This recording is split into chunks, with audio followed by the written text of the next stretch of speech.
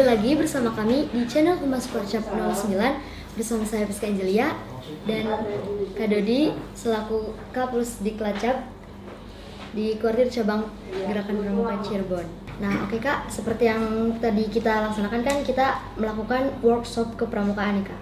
Nah, memangnya pentingnya workshop di kepramukaan itu apa sih Kak? Lalu harapan Kakak nih setelah terlaksanakan workshop tadi itu apa? Ya, untuk berkaitan dengan workshop itu harapan yang sangat penting adalah memberikan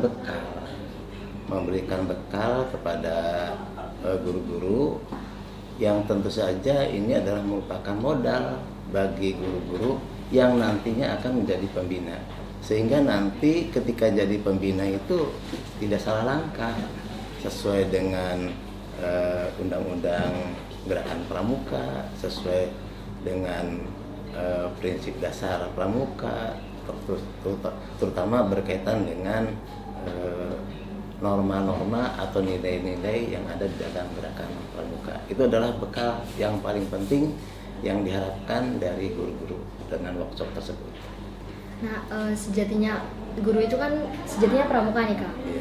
Nah, bagaimana sih pembina yang baik gitu di kepramukaan? Ya, pembina yang baik tentu saja adalah pembina yang paham tentang nilai-nilai kepramukaan yang nanti akan digetok tularkan kepada siswa.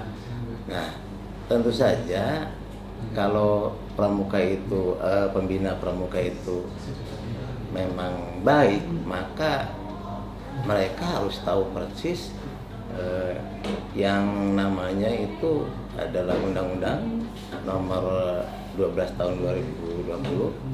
Terus ada juga penjabarannya, di situ ada ADART, ada penjelasan di penjelasan setelah anggaran dasar, itu di anggaran rumah tangga itu dijelaskan betul nilai-nilainya, kemudian metode kepramukaannya, kemudian norma yang harus ada dalam anak-anak pramuka.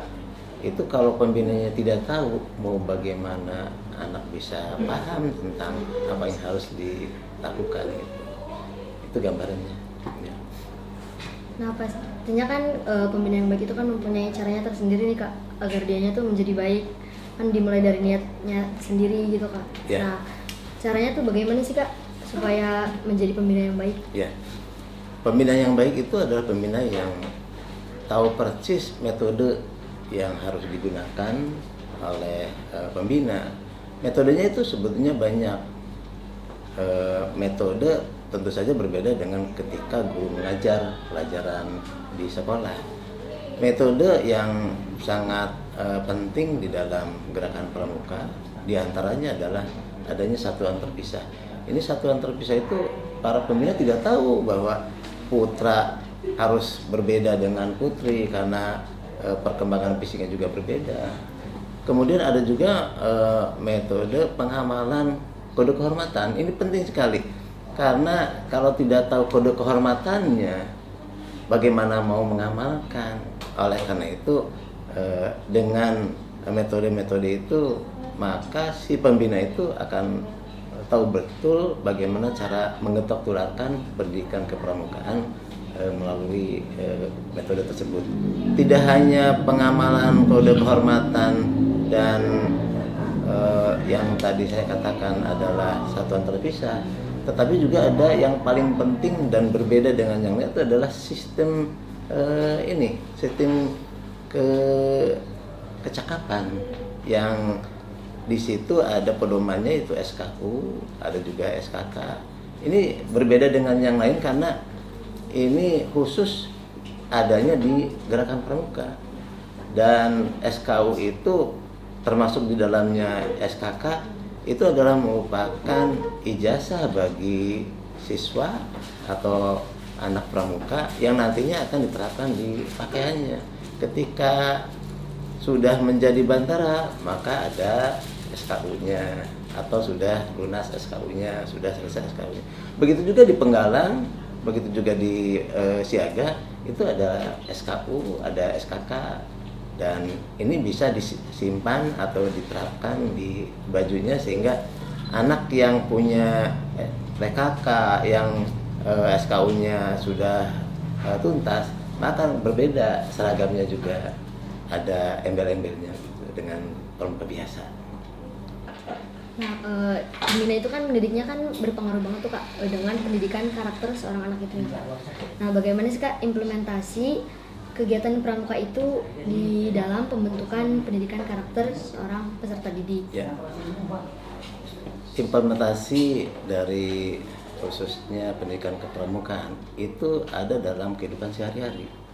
Apakah anak itu sudah sesuai dengan harapan pramuka seperti nilai-nilai kerjasama ada atau tidak, kemudian ada disiplin, ada tidak dalam kehidupan sehari-harinya, apakah anak-anak itu sudah mampu bertanggung jawab, dan nilai-nilai itulah yang nanti akan dijadikan pedoman dalam kehidupan sehari-hari, sehingga anak yang tampil, anak yang sudah sesuai dengan harapan pramuka, maka karakternya memang karakter yang baik sesuai dengan nilai-nilai kepramukaan yang lebih jelasnya termaktub di dalam Dasar Dharma.